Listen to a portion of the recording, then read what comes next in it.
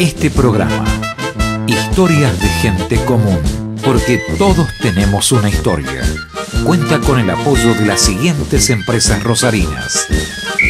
Tengo una idea. La idea es el deporte. Sport 78. Rosarino por deporte.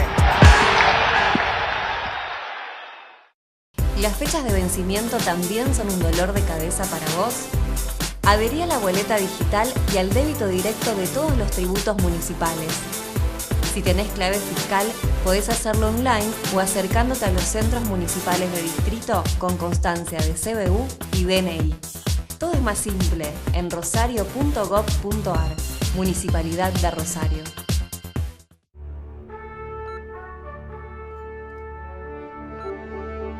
¿Es lógico que si estás sin efectivo no puedas comprar nada?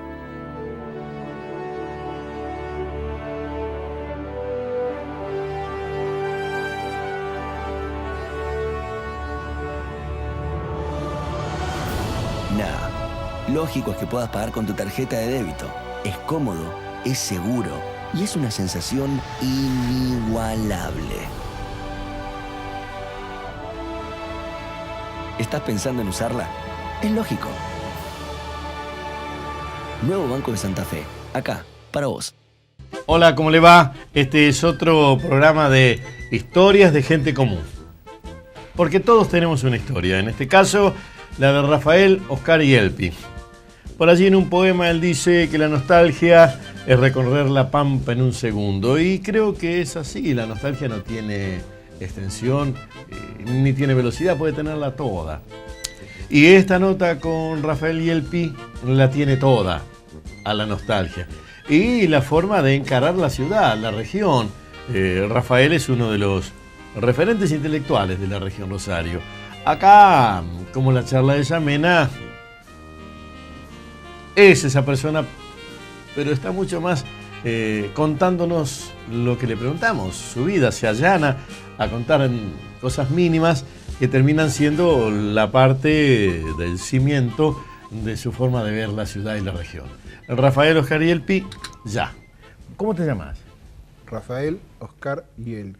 No hace falta no me hacía falta que te lo pregunte, pero como es una grabación y alguien puede que no te conozca. Sí, es probable, seguramente. ¿Cuándo llegaste a Rosario? En el año 48, sí. No para quedarme en realidad vine definitivamente en el año 52, cuando muere mi padre, ¿no? Ya se había separado de mi madre. En consecuencia, yo y mis 5 hermanos nos vinimos a vivir a la casa de mis abuelos paternos, ¿no? Los padres de mi padre. En el año 50 una separación no es lo mismo que en el año 2000. En realidad no era una separación, fue un abandono de hogar, diríamos, ¿no? En situaciones una situación muy dolorosa, porque además nunca más supimos nada de mi madre.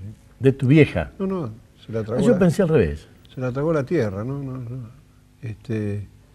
Primero porque la separación ocurrió cuando mis padres vivían en el Chaco y mis hermanos más chicos también, los que no iban a la escuela todavía. Yo estaba en Rosario en esa época, cursando la escuela primaria. Y en las vacaciones nos íbamos con mi padre, donde estuviera en el sur, en el norte, porque tuvo un montón de destinos, ¿no? Ferroviarios. Cuando yo llegué, ya mi madre se había ido. Y según parece, a Paraguay, con un paraguayo, con una pareja paraguaya. Y nunca más se conectó con nosotros y nunca más pudimos rastrearla tampoco, ¿no? Así que fue, digamos, una infancia de orfandad, en realidad, técnica, llamémosle así, pero no en la realidad porque mis abuelos, sobre todo, más que mis tíos, mis abuelos nos dieron mucho cariño, ¿no? Mi abuela, sobre todo, que era una mujer parca y severa, pero que nos quería mucho, demostró que nos quería mucho en los hechos, ¿no? Más que en los gestos. ¿Cuántos eran los hermanos? Los míos, 5, 6 conmigo. Y mi abuela tenía, en esa época, viviendo todavía en su casa, 5 de sus 13 hijos. Tíos, entonces. Tíos y tías, sí, 4 tías y un tío. De tal manera que esa era una casa chorizo grande y todo, pero igual llegamos a vivir como 20 personas. Acá en Rosario. En Rosario, en Barrio Tesorto, en la calle de San Luis. Eso de 48, 52, viniste en 48, la primera vez que viste Rosario fue en el año 48. Sí. ¿Y qué viste? No me acuerdo. Lo que sí sé es que viví ahí en esa casa de Chesorto hasta los 17 años. Que un día le dije a mi abuela que me quería independizar, ir a la facultad, ir a vivir al centro, y mi abuela me dijo que sí. Y hasta ese entonces había ido una sola vez al centro. Si nunca había salido del bar. No iba la gente mucho al centro. En el caso de Chesorto yo tengo una razón. No sé si es exacta, pero me parece que sí. Ese barrio se abastecía solo, es decir, la calle Mendoza desde Avellaneda hasta Caferata era una ristra de negocio atrás de otra, había sastrería, zapatería, casa de fotografía, era de Rubín, qué sé yo, Foto Elite, estaba la Buena Vista, que era una tienda grande, había de todo. Entonces la gente mucho no iba al centro, salvo que tuviera, digamos. Yo empecé a ir al centro, sí, a pasear, digamos, grande ya. Y iba al centro en el tranvía a la escuela secundaria, eso sí, al Nacional 2. Pero no veía nada, porque me subía en la esquina, me bajaban cerca del colegio y me tomaba el tranvía de vuelta. ¿El Nacional 2 dónde estaba? La calle Entre Ríos abajo. ¿Dónde está? Sí, ¿dónde está? Que iban los que no entraban al Nacional 1, digamos así, ¿no? ¿Y la primaria fue en Chesorto? La primaria fue en la escuela número 98, de Estanislao Ceballos, que queda en la calle San Juan, al 3600. Enfrente del club El Progresista, del Centro Progresista. Se ve que era una vieja... En esa época progresista quería decir algo. O sea, porque se ve que era, seguramente deben haber sido socialistas o anarquistas tal vez, ¿no? Más socialistas porque no están de principio del siglo XX. Que todavía está, el inmueble está y hay un proyecto de recuperación de la biblioteca sobre todo, que tenía una linda biblioteca. ¿Y ahí empezaste a leer? Empecé a leer en mi casa, porque mis tías eran... celadoras de una del Liceo de Señoritas, se llamaba entonces, no sé cómo se llama ahora, en Oroño, y la otra se jubiló incluso ahí del Comercial Urquiza, en Santa Fe y Oroño.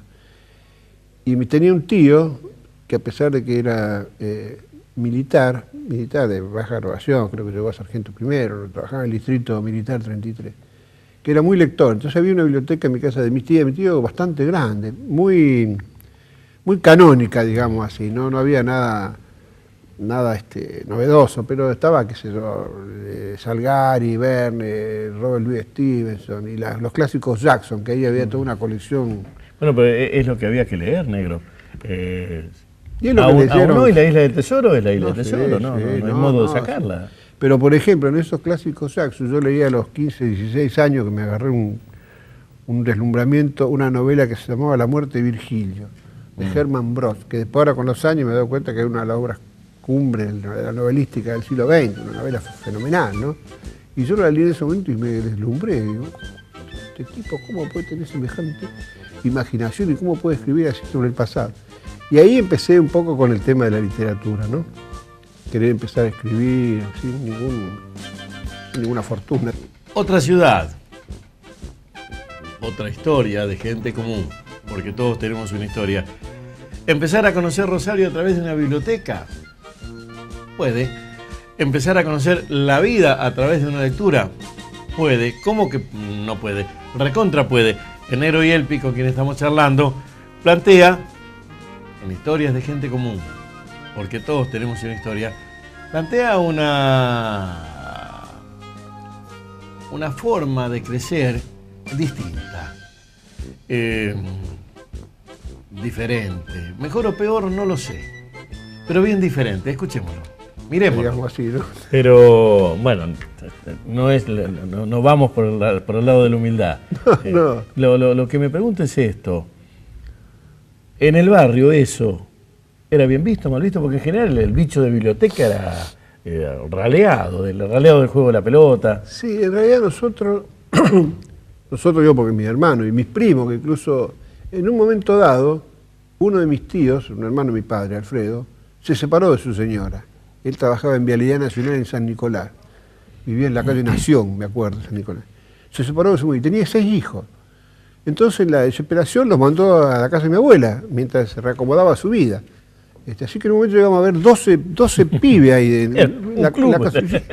Un equipo. Por suerte se volvió a casar, al poco tiempo, al año y medio. Así que bueno, Mi abuela tuvo que lidiar con una tropa de semejante, pero un año y medio, no me acuerdo, tal vez 2 años. Y después se los llevó de nuevo, ¿no?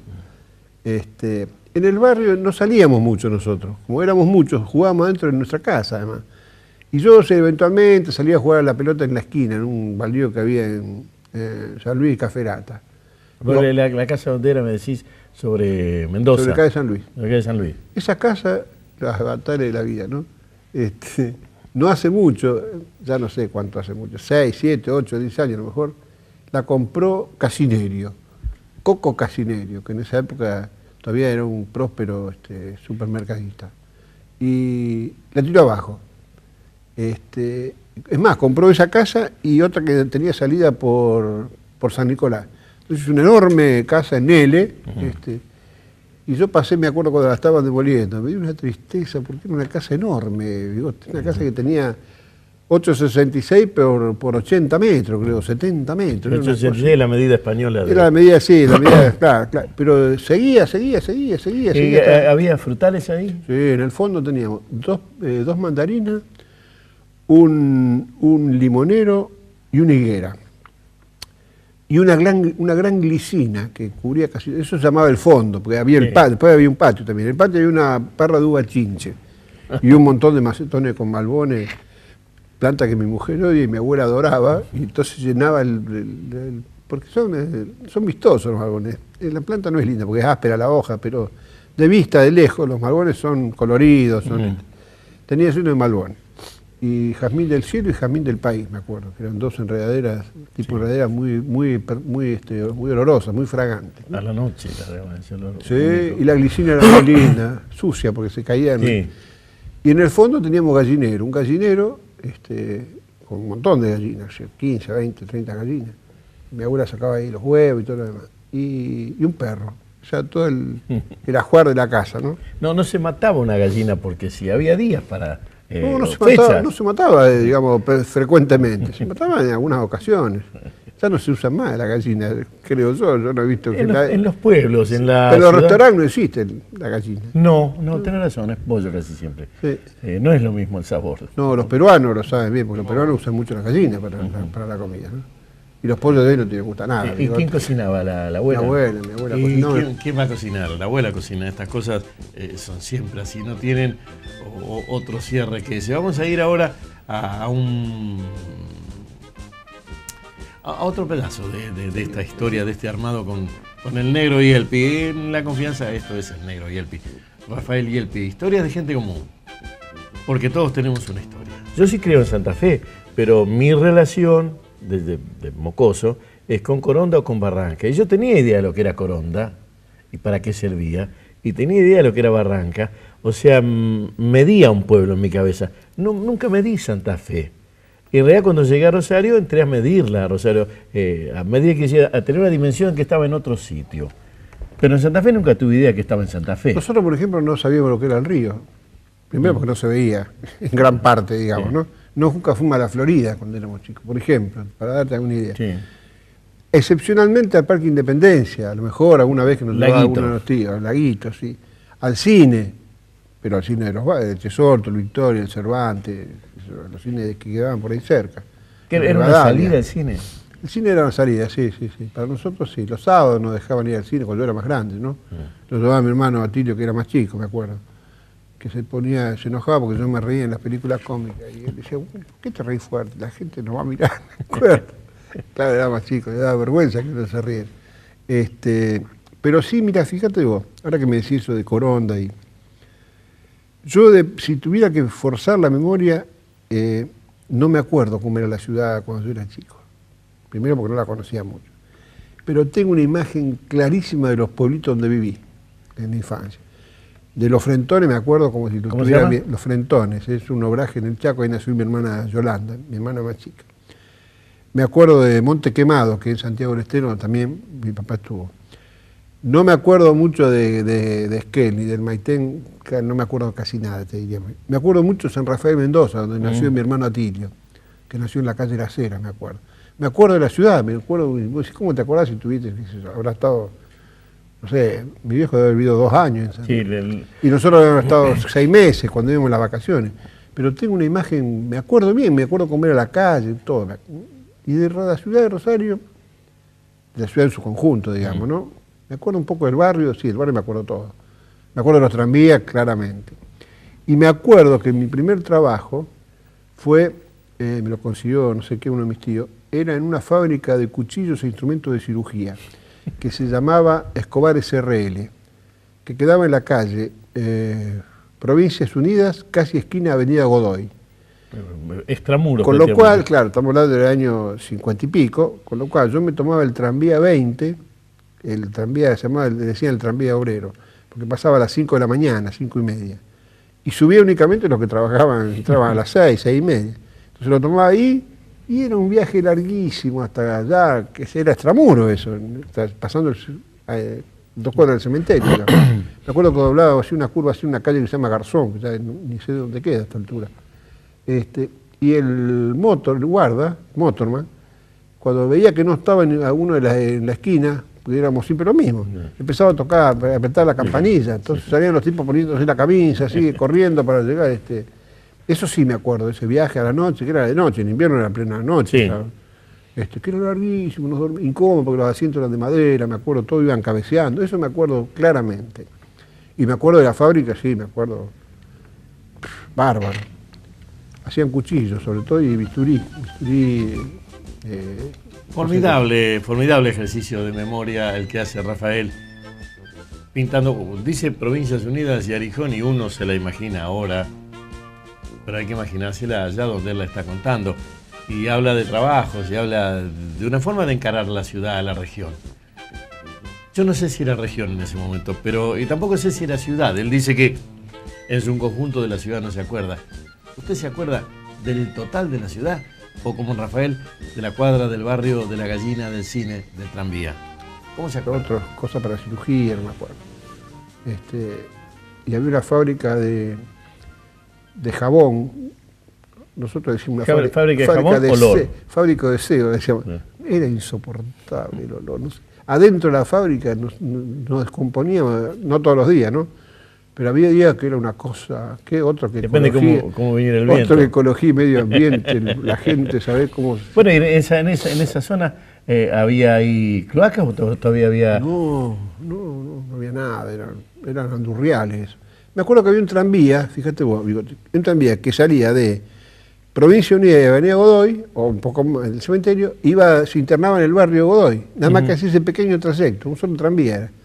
Porque la gente del barrio Godoy quedaba más atrás, ¿no? Más hacia el oeste, digamos. Había hornos de ladrillo en esa zona, más atrás, ¿no? Bastante hornos de ladrillo, me acuerdo. Eso sí me acuerdo. Y el cementerio, me acuerdo, sí. Y me decís que no jugaban en la calle, entonces. No, poco. Iba a jugar la pelota a la estación francesa, que estaba abandonada en esa época todavía. Porque me parece que se inauguró en el 50, 51. Cuando vino, incluso me parece que vino Perón a inaugurarlo, Pistarini, que era ministro de Obras Públicas. Pero hasta entonces había estado abandonada, no tenía uso la estación. Entonces nosotros, todos los pibes, iban a jugar ahí a la estación, en los campitos de la estación. Eso iban, me dejaban ir una vez a la semana, 2 veces a la semana, me venía a buscar un cabezón que se llama Escándalo, me acuerdo. Sí, me decías que había un orden en las comidas. Pero también había un orden para el sueño, o sea, había un horario en que... Comían los grandes, los chicos primero, mandaron a dormir a escobazos. Sí, después comían los grandes, sí, estaba todo... ¿Y que había radio? Sí, únicamente la radio, no había otra cosa, sí. Mi abuelo, que era un personaje muy particular, como era una persona, yo te dije, cándida, angelical, escuchaba la radio y lloraba, y a los 10 minutos se reía como loco. Entonces, porque era un tipo muy simple. Entonces escuchaba Sandrini, Felipe y los Pérez García, esas las audiciones que se escuchaban en mi casa, y los radioteatros locales y los nacionales, el radioteatro Palmolive del Aire, sí. Creo que se llamaba. Bueno, y nada más, la televisión ni hablar. En televisión no había negro, no había hasta el 50 y pico. Y sí había, tenía mi tío, que era un personaje también bastante siniestro en realidad, después me di cuenta, tenía un gran interés por la música, entonces tenía muchos discos de 78, y tenía un gran combinado Marconi me parece que se llamaba, un gran, no sé, se escuchaba mucha música también. Cuando él estaba ponía... Así que naciste enfermito, porque tenía material para leer. No, sí, para música, para escuchar, no, claro, sí, seguro. Se gustaba mucho, eran muy tangueros mis tíos, mis tíos varones, digamos, ¿no? Uno era un gran bailarín, trabajaba en la cervecería Slau, me acuerdo. Y murió relativamente joven, habrá muerto a los 50 y pico de años. ¿Y empezaste a ir a los bailes? Iba al Centro Progresista, fui. Ese que estaba cerca. Sí, que tenía un salón de piso de pinotea bárbaro, enceraban. Sí, pero nunca fui muy buen, siempre fui medio tímido. Además me sacaba los anteojos para poder, pues no te sacaba nadie, vería si tenía anteojos. Y cuando me sacaba los anteojos no veía nada, entonces por ahí cabeceaba y un bagallo venía, avanzaba hacia mí. Y después fui al Instituto Tráfico, que hoy es la Sala Mateo Bosch, ¿no? Y a veces, ya más grande, a los 17, 18, al Estadio Milia. Boxeo. Y Jujuy Oroño, había boxeo, pero había baile. Había baile, sí. Había un ambiente macana.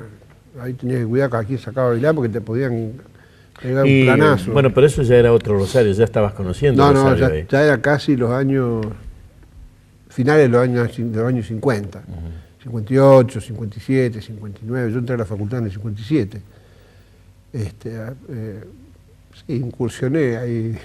Como dice pero ya en la facultad que era de letras, sí, filosofía y letras, era la que te obligaba al centro y empezaste a frecuentar el centro. No, allá me fui a vivir al centro. Cuando yo le dije a mi abuela que me quería independizar, me dijo, sí, pero te vas a tener que conseguir un trabajo en el centro, ¿viste?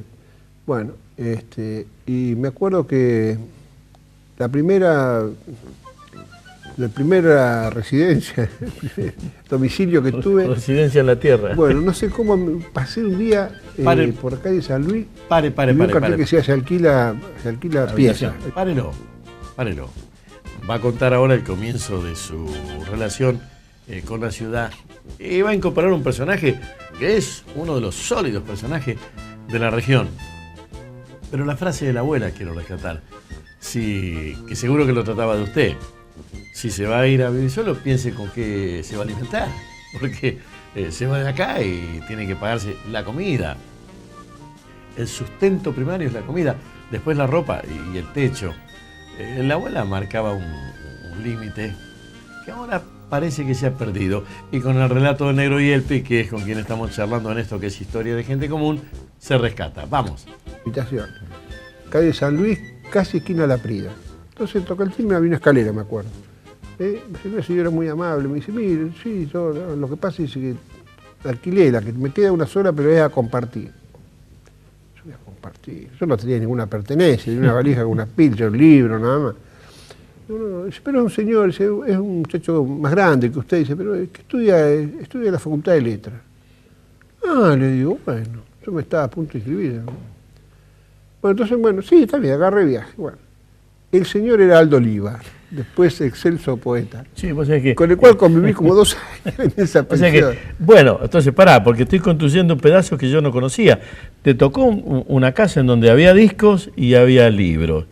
Y cuando te venía una pensión te toca el Aldo Oliva. Me agarró y me hizo la educación completa, literaria y política. Un curso acelerado.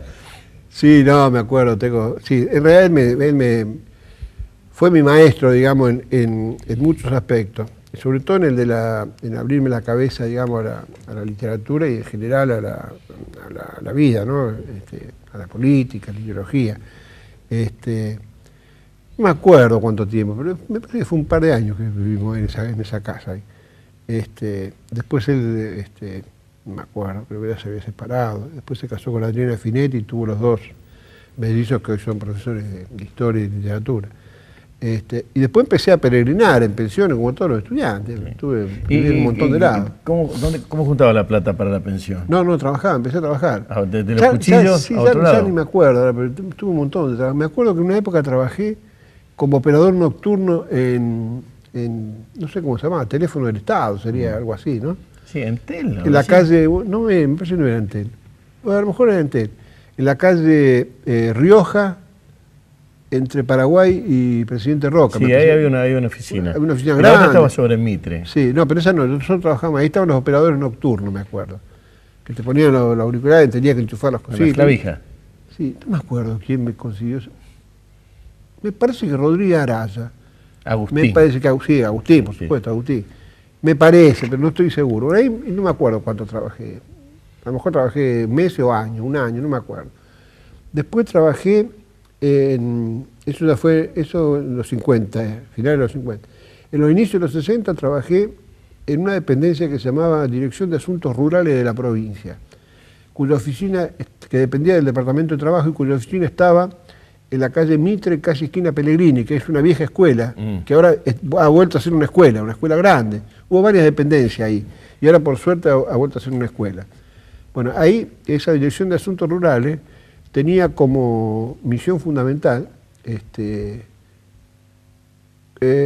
constatar el cumplimiento del Estatuto del Peón. El Estatuto del Peón Rural, que es del 50 y pico de época de Perón. Sí. Claro, sí, pues fue una conquista del peronismo. Entonces, ¿qué hacíamos nosotros?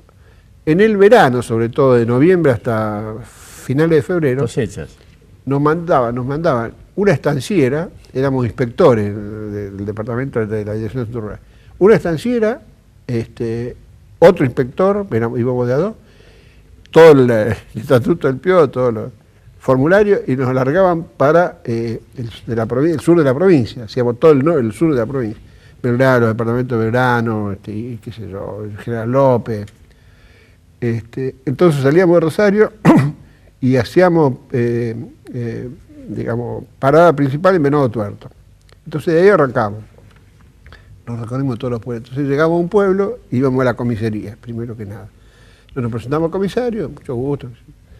Y el comisario nos asignaba o un agente, o un policía, o él mismo, porque él sabía, dice, ¿dónde se está cosechando? Pregunta, sí, está en la quinta de fulano, en la chacra de Mengano, allá. Dice, bueno, vamos. Entonces subía con nosotros. Entonces llegábamos ahí, a la tranquera, el comisario pasaba, fulano, don Acosta, sí.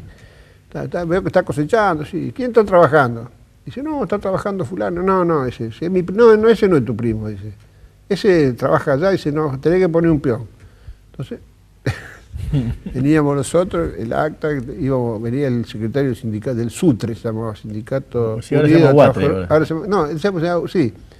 ¿Qué no importa? No, el SEO se llama SUTRE, Sindicato Único de Trabajadores y Estibadores, y FATRE, la Federación Argentina de Trabajadores y Estibadores, que don Emiliano Jaime, me acuerdo que se llamaba el secretario general, actuaba Bombacho, un hombre grande. Entonces le metíamos un estibador, lo que había. Porque en esa época, ¿te acordás, Micote, que había poca cosecha a granel? Sí. Era mucho todavía embolsado. Entonces había el costurero, el bolsero, el pajero, que era el que sacaba todo, tractorista, bueno, qué sé yo. Ese era el trabajo. Entonces terminaba la cosecha, digamos, fíjicos, y todos habíamos guardado como 10 kilos, porque cada vez que llegábamos a la comisaría nos hacían un asado, qué sé yo, en el sindicato otro para agradecernos. Y ahí trabajé, me parece, como 2 o 3 años. ¿Cómo? Mirá, te voy a contar la última. Sí. En esa dependencia estaba el Departamento de Asuntos Jurídicos, que en esa época eran jóvenes abogados. Jóvenes todavía, sí, treintañeros, digamos. Y me acuerdo de dos, que eran abogados de esa época. De 3 me acuerdo. 2 te los voy a nombrar porque vos los debes conocer seguramente. Y uno lo encontré el otro día, ya jubilado, el doctor Jaime Belfer.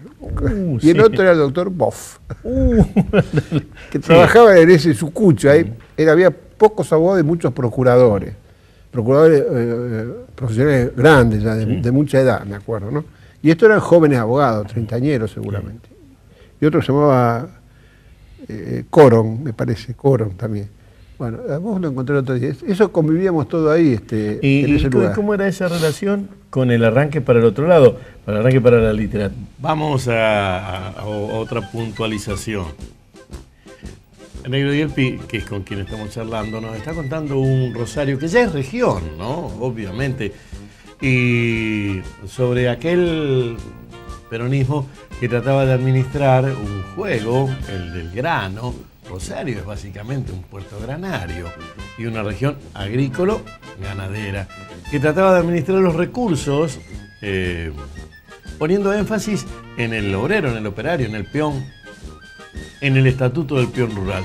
Desde otro costado nos cuenta precisamente esa historia de la legislación y del armado sobre algo que 60 años después tiene otras connotaciones.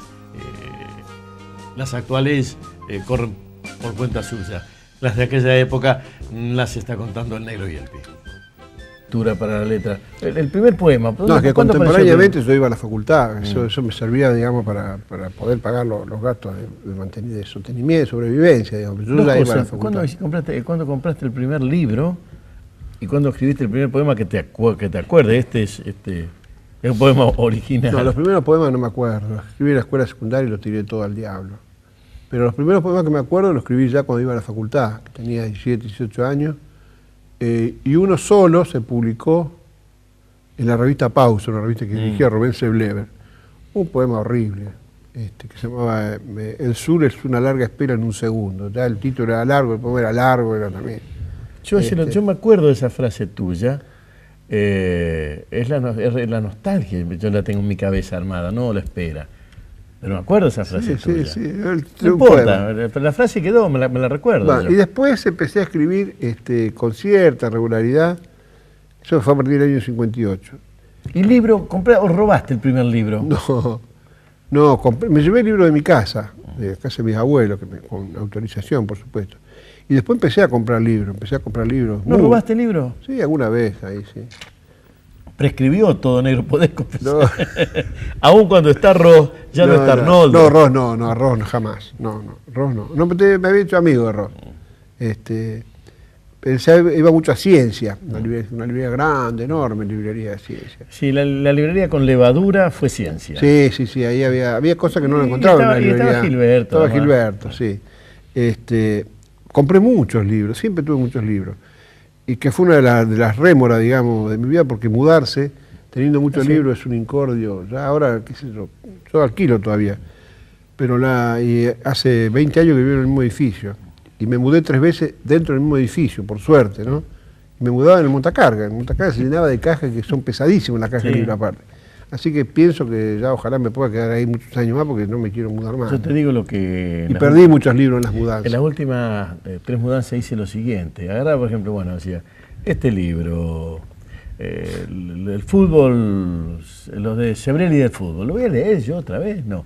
Entonces los estivé en otro lugar. Libros que no voy a releer, los estivé en otro lugar. Pero no sé dónde están. Sé dónde están, pero los estivé en otro lado. Que nosotros, la gente de nuestra gestión tiene tendencia a ser urraca, guarda, acumula todo. Y yo creo que en algún momento hay que empezar. Tengo una anécdota genial. Un día le digo a un amigo que no lo voy a nombrar, pero que yo quiero mucho.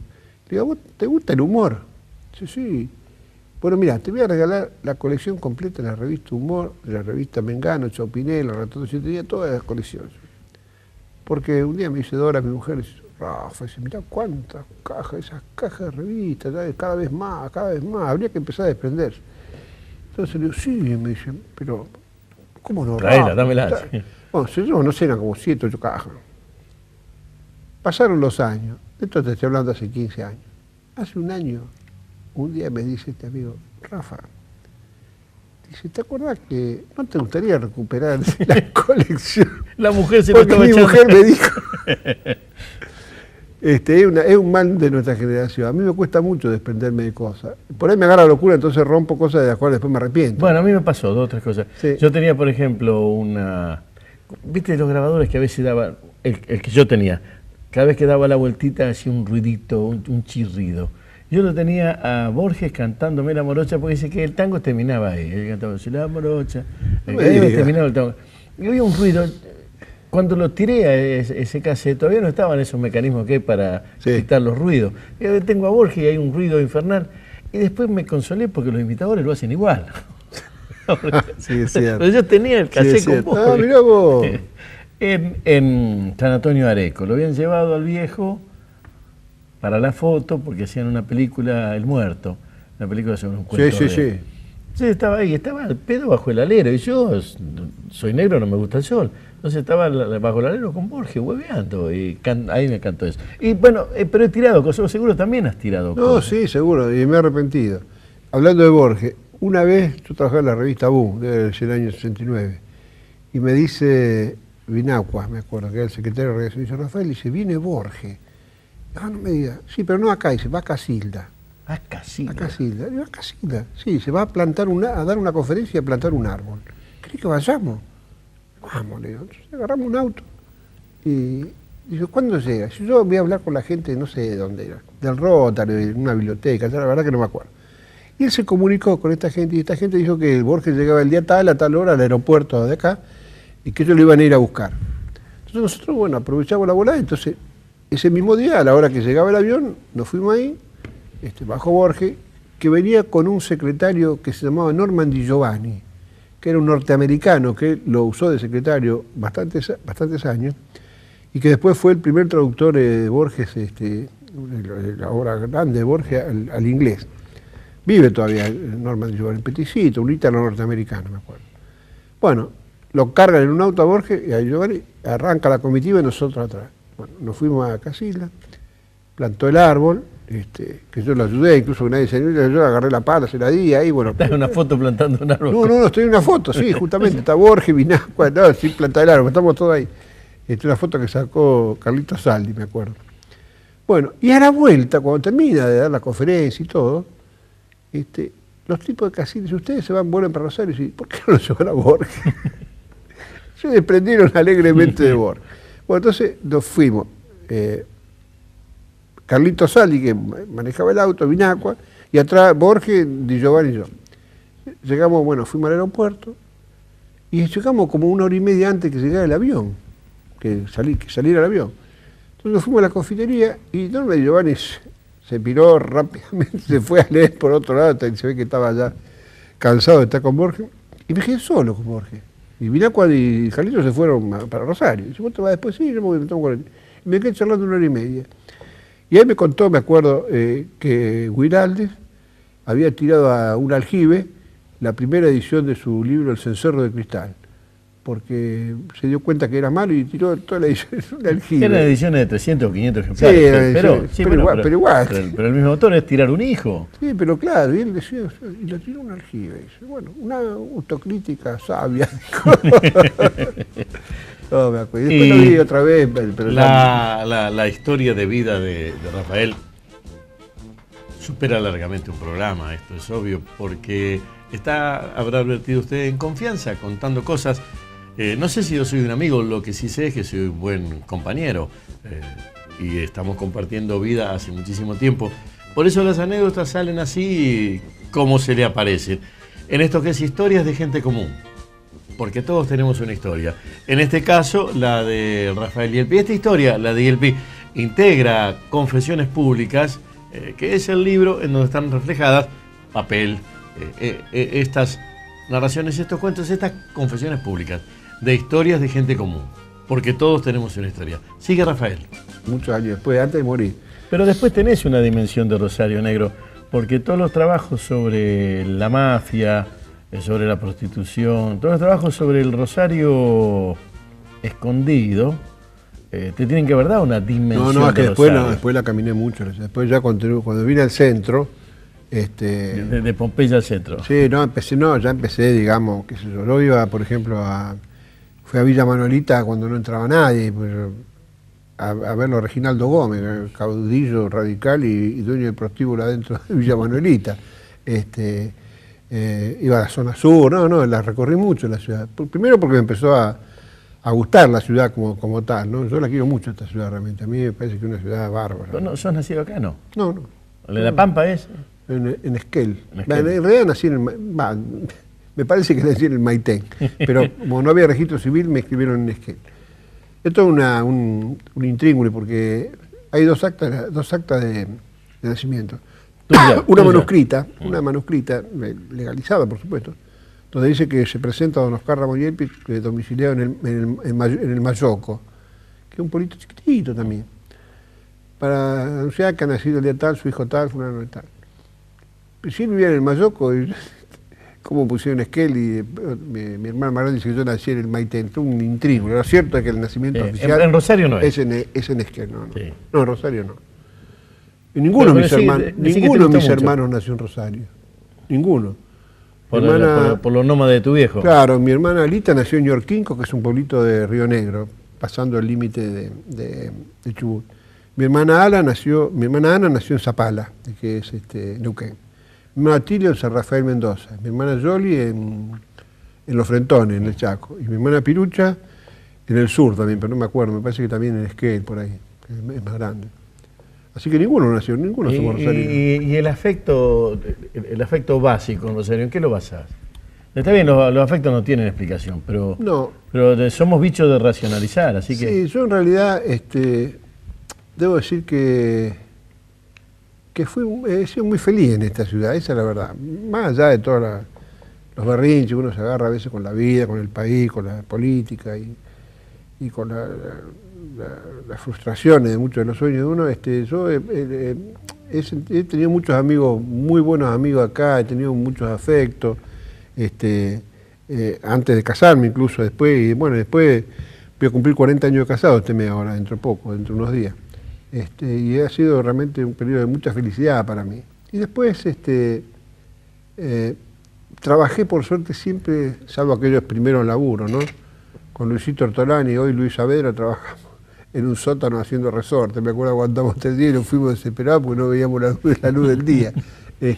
Pero después trabajé siempre o en el periodismo o en la agencia de publicidad como redactor publicitario, jefe de arte. Y después en la función pública haciendo cosas que me gustaban. Es decir, nunca me mandaron a ser inspector de obras particulares, por ejemplo. Me mandaron al área de cultura.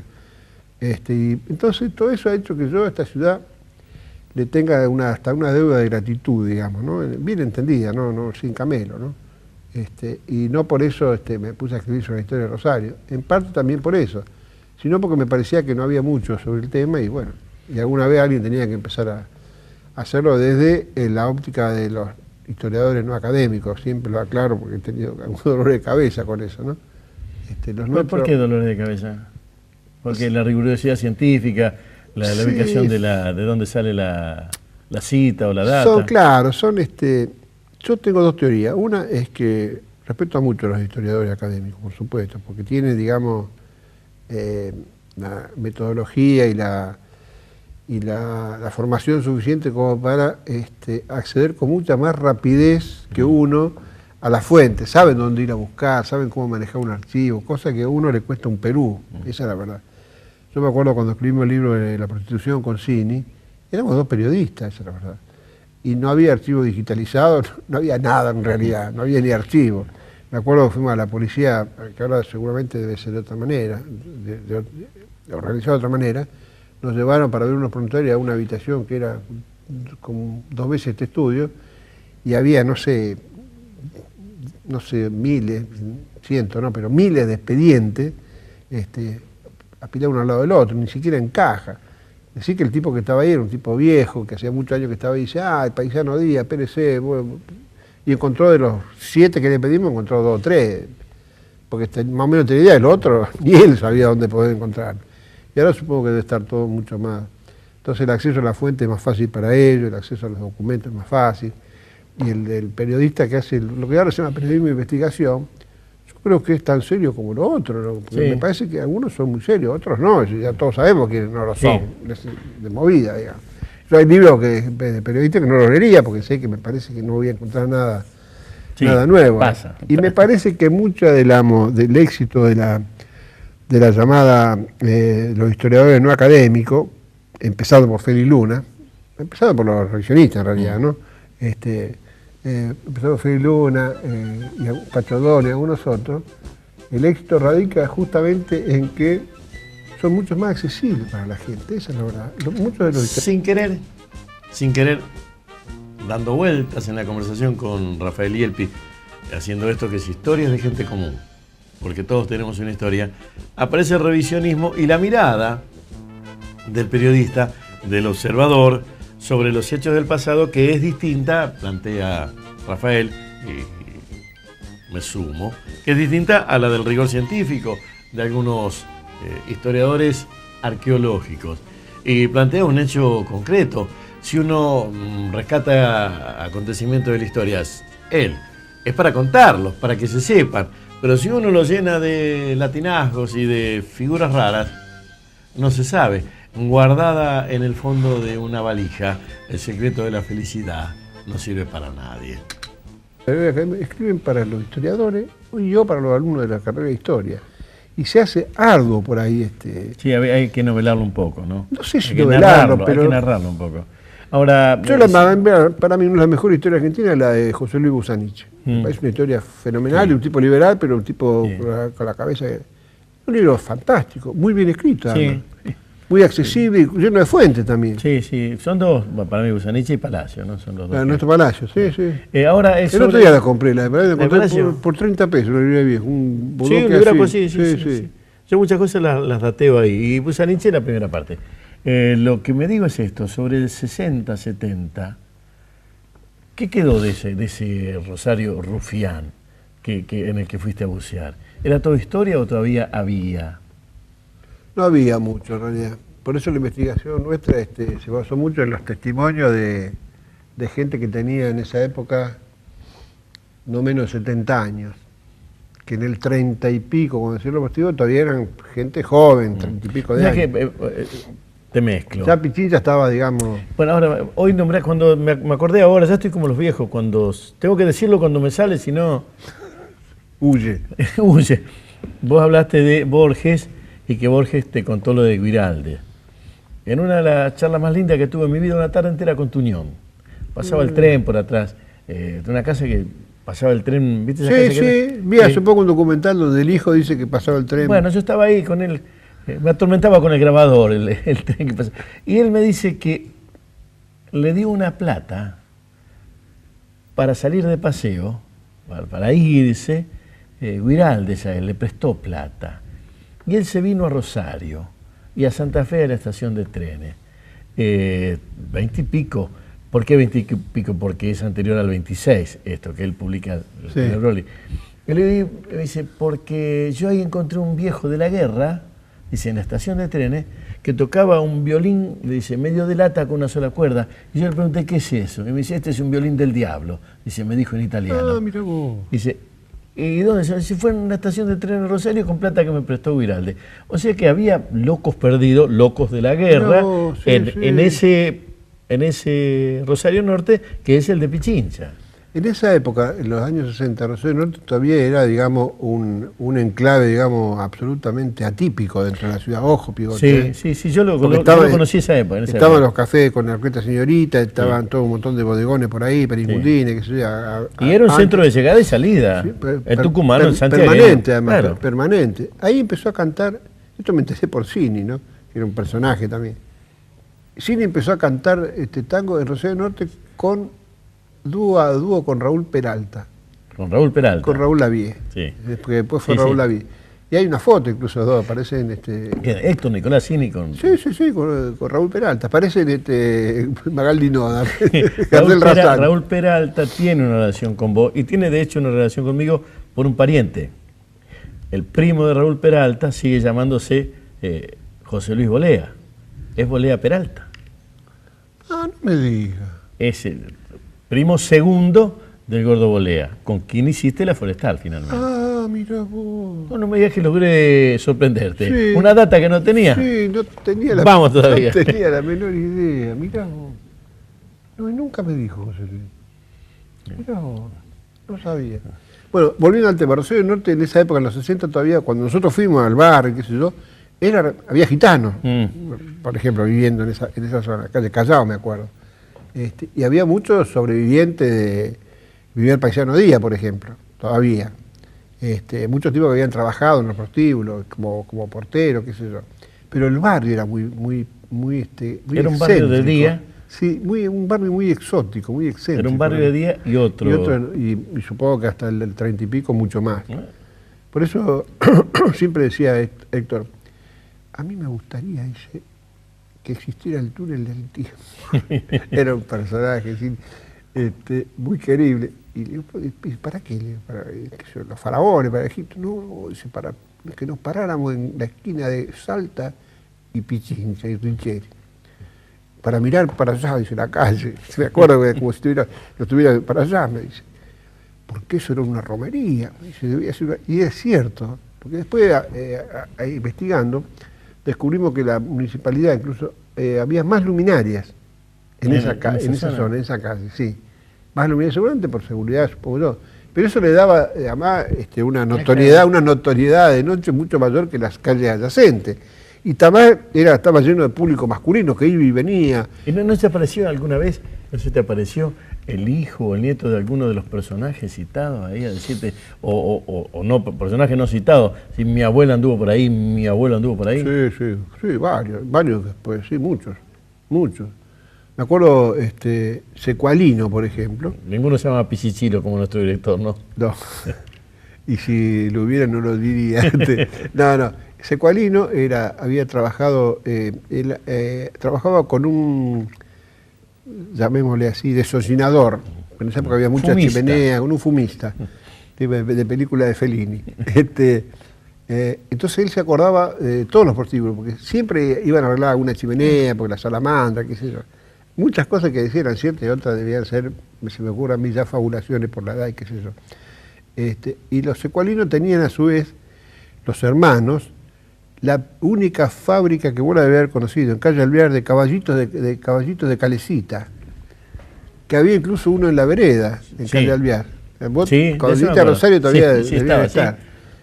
Bueno, y los sobrinos de Secualino me pararon una vez en la calle y usted se habló de mi tío, y es cierto todo lo que dice, sí, él nos contaba cuando nosotros éramos chicos, bueno, y varios me empezaron a contar.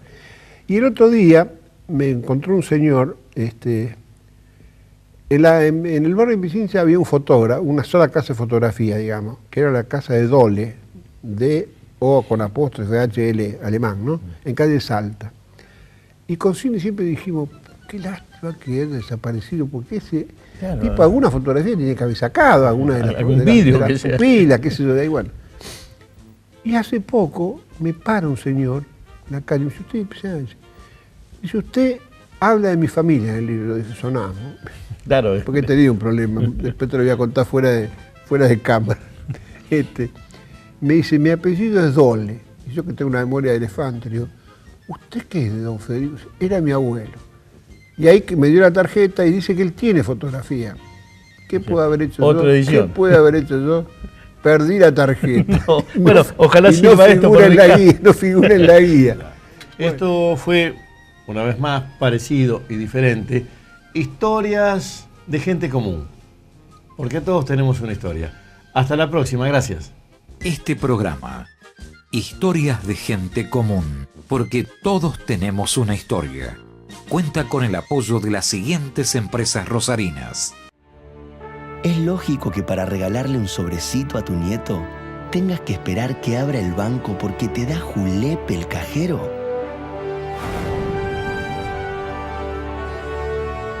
No.